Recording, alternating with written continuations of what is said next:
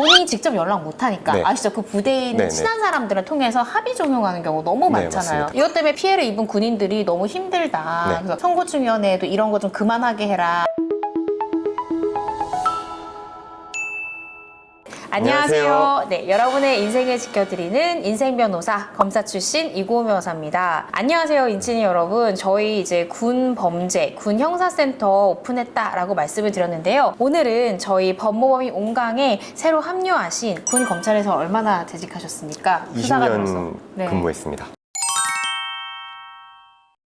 네, 20년 근무하시고 지금 전역하신 지 한 달 네. 정도 되셨죠? 따끈따끈한 우리 팀장님께서 군 징계 담당관으로도 근무하셨죠. 네, 그래서 그 경험을 좀 살려서 저희 군 형사팀을 구성할 때 항상 우리 팀장님의 조력도 함께 받아서 진행하고 있는데요. 오늘 군 사건, 그 중에서도 군 성범죄 사건에서 얘기를 한번 해보려고 합니다. 네. 자, 군대 내에서요, 성범죄 피해를 입었을 경우 반드시 하셔야 되는 행동 강령에 대해서 저희가 설명을 드리려고 합니다. 군대에서 피해를 입었을 때, 네. 특히 성사건 관련해서는 네. 두 가지 옵션이 있잖아요. 네, 맞습니다. 이제 하나는 내가 이제 가해자에 대한 어떤 형사처벌까지는 원치 않는데 군대 내에서 이 가해자에 대한 징계 조치는 이루어졌으면 좋겠다라고 생각하는 경우가 있을 수 있고, 두 번째는 징계는 징계지만 난 무엇보다도 이 사람이 재판받고 정말로 형사처벌 받았으면 좋겠다 이렇게 생각하시는 경우 두 가지 옵션이 있을 것 같습니다. 네. 네, 첫 번째, 내가 가해자에 대한 형사처벌은 원치 않고 군대 내에 있는 징계 절차에만 회부하고 싶을 때 성범죄 피해를 입은 군인 어떻게 해야 될까요? 일단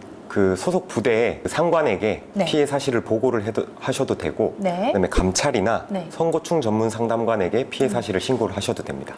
네. 네. 두 가지가 어떤 차이가 있는 건가요? 선고충 전문 상담관을 통해서 네. 피해 사실을 신고를 하거나 그 소속 부대에 있는 간부분들, 상관분들에게 신고를 하는 경우가 그냥 루트만 다를 뿐이지 진행되는 절차는 똑같습니다. 그렇게 이제 피해 사실을 알린 경우 그 다음 조치는 어떻게 이루어지나요? 즉시 가해자를 피해자와 그 분리 조치를 먼저 하게 되고, 그리고 나서 이제 부대장이 지정하는 부서에서 피해 사실을 조사를 하게 됩니다. 그 조사를 해서 이제 네. 피해자 얘기도 들어보고 네. 가해자 얘기도 들어보고, 또 이게 단순히 둘만 있었던 상황은 아닌데 목격자도 있으면 이제 목격자들까지도 네. 다 조사를 받게 됩니다. 선고충위원회의 결정이 나올 때까지 혹은 징계위에서 어떤 징계 처분이 될 때까지 군대 내 성범죄 피해자들은 어떤 권리를 주장할 수 있나요? 피해자는 피해 사실을 신고했을 경우에 소속 부대에 있는 군법무관 내지는 사선 변호인을 선임할 수 있고, 그다음에 친족 내지는 그 신뢰관계에 있는 사람을 선고충심의위원회 전반에 참여를 요구를 할 수 있습니다. 네. 그리고 상담, 그리고 가해자와의 분리 조치,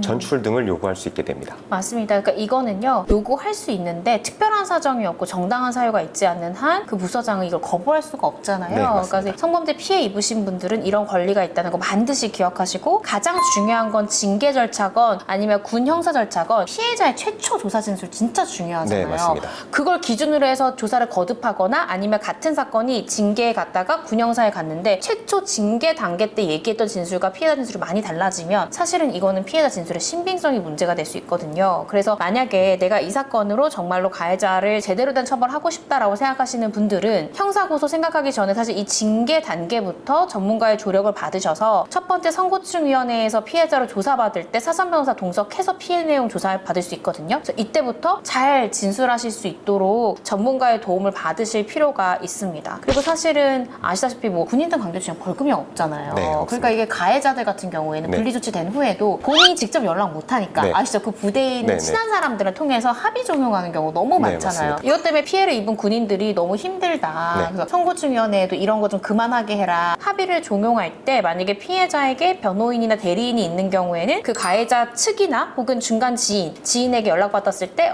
변호사 연락처가 이거니까 이쪽이랑 얘기를 나는 직접 연락하고 싶지 않다라고 이런 것도 도움을 좀 받을 수 있는 부분들이 있습니다. 그래서 그렇게 선고충위원회에서 징계로 요구할지 아닐지에 대한 결정을 내리는 거죠. 네, 맞습니다. 근데 징계 의결을 요구했다. 그럼 이제 징계위로 해부되는 건가요? 네, 이게 훈령상 선고충심의위원회에서 혐의가 인정될 경우에는 네. 징계권을 가지고 있는 부대장에게 징계 의결 요구하여야 한다라고 되어 있는데, 징계위원회 회부하라는 뜻을 나타냅니다. 불회부 결정도 있다고 하는데 어떤 네. 경우에 불회부 결정이 나오는 건가요? 처음부터 징계 절차가 개시가 됐다면 이 사실이 다툼의 소지가 있거나 내지는 이 징계에 해당하지 않는다라고 징계 담당관이 판단을 했을 때 네. 불회부 조치를 하게 되는데, 이 선고충심의위원회가 이미 그 사실관계 조사를 마쳤기 때문에 징계위원회에 회부되는 거나 다름없습니다. 그 징계위에 이제 회부가 되면 이제 가해자에 대한 징계 처분의 수위가 결정이 되는 거죠. 네, 맞습니다. 그러면은 피해자분들 같은 경우에 가해자한테 어떤 처분이 내려졌는지 징계 결과를 알 수 있는 방법이 있나요? 별도로 통지를 해드리는 그 규정은 없지만 네. 피해자분이 요구를 하시면 실무를 하시는 분들이 어떤 결과가 나왔을 때 별도로 알려드리고는 있습니다. 피해자 입장에서는 그 징계위원회가 열리거나 혹은 열리기 전에 그 징계 수위를 결정하는 담당관이나 위원들에게 엄벌탄원서를 내거나 아니면 내 피해 정도가 이렇게 크다 혹은 2차 가해를 중간중간 당했다라는 서면이나 이런 걸 내고 싶을 수 있잖아요. 네. 이때는 어떻게 하면 돼요? 본인이 스스로 탄원서를 작성을 해서 제출을 할 수도 있는데 아무래도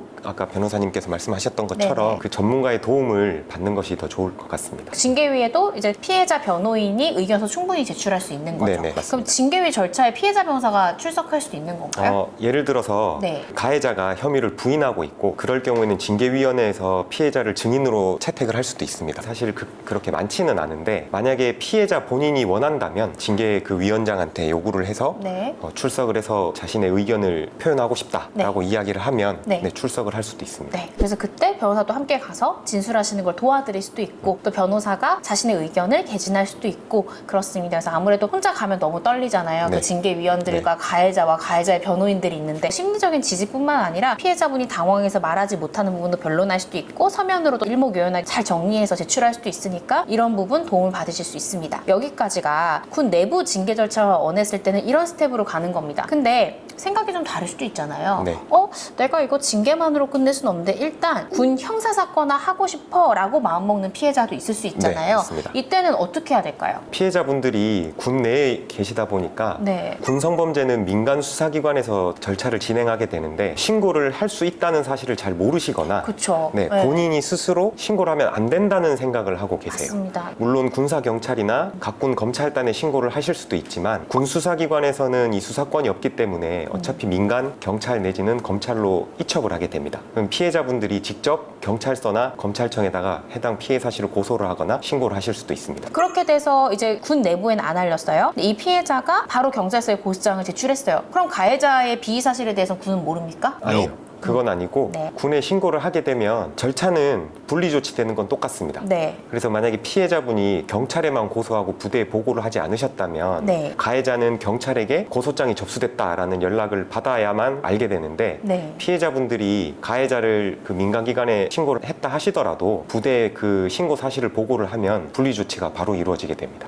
맞습니다. 군인들은 공무원이잖아요. 네. 그래서 공무원 같은 경우에 수사 개시 통보라는 것을 경찰서든 검찰이든 하도록 되어 있습니다. 네. 그래서 경찰서에서 당연히 피해 내용 얘기하다 보면은 피해자든 가해자든 군인이라는 건 당연히 왜냐하면 제명부터가 군인들 강제추행이니까 알게 되기 때문에 당연히 수사기관에서도 그 해당 부대에 이 수사 개시 통보를 하게 되는 거죠. 네, 맞습니다. 네, 그래서 경찰에서 검찰로 기소 의견으로 송치되거나 할 때도 이 수사 결과 통보서가 부대로 가고요. 또 검찰에서 어떤 처분이 나와도 그 처분 결과서가 부대로 가게 되는 거죠. 네, 맞습니다. 그러니까 이게 군 형사화만 해야지는 안 돼요. 징계만 원하는 경우엔 가능하지만 이것을 수사기관에 수사를 착수시키고 하면 군인은 공무원이기 때문에 내부 징계도 자연스럽게 뒤따를 수 있다라는 거를 알아두셔야지 될 것 같습니다. 피해자분들이 궁금하실 수 있어요. 군사법원이 아니라 민간 법원에 출석하셔서 이제 증언하시게 되고 하는데요. 내부 징계는 징계대로 가기 때문에 징계 절차부터 시작한 게 아니잖아요. 그러니까 이제 징계위가 열리는 시기가 내부 징계만 요구했을 때랑은 조금 시기상의 차이가 있을 수 있습니다. 언제 되죠? 보통 혐의를 다투는 경우에는 네. 1심 재판 선고 이후에 이제 징계위원회가 열리게 되고 만약에 혐의를 다투지 않을 경우에는 검찰에서 처분이 있을 경우 뭐 네. 불기소 처분을 한다든지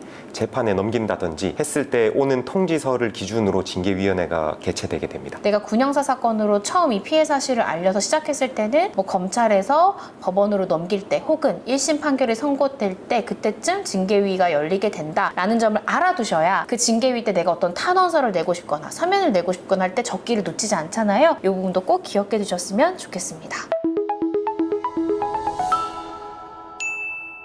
오늘은요, 일단은 군대 내에서 내가 성범죄 피해를 입었을 때 가해자도 피해자도 모두 군인일 때 어떻게 피해 내용을 신고할지 그리고 절차는 어떤지 등등을 한번 살펴봤는데요. 성범죄 피해 입은 거 군인들 굉장히 폐쇄적인 조직이잖아요. 네. 굉장히 힘들어하세요. 네. 그리고 합의보다는 엄벌을 원하시는 경우가 많습니다. 왜냐하면 본인도 일정한 소득이 있고 또 부대 내에서 이게 합의가 되면 본인의 상황이 조금 애매해지고 신고한 그런 경위라고 해야 될까요? 신고의 목적이 또 되게 이상하게 오해를 받을 수 있다고 생각하시는 부분도 있어서 보통 가해자에 대한 엄벌을 원하시는 경우가 많은데 이때 내가 변호사한테 전화하는 것조차도 굉장히 망설이시는 분들이 많으시더라고요. 근데 혹시나 이런 피해를 입었을 경우에 이거를 솔직하게 털어놓을 사람이 없거나 어떻게 해야 되는지 모르겠다는 생각 드실 때는 한번 꼭 이제 변호사 상담 받아보시고 혹시 주변에 도움을 청할 법적 조력인이 없다라고 하면 언제든지 저희 온강으로 연락 주시면 저희 팀장님도 군 징계나 혹은 앞으로의 절차 상세하게 설명드릴 수 있고 저희도 또한 변호사도 도움을 드릴 수 있으니까요. 힘든 마음 그냥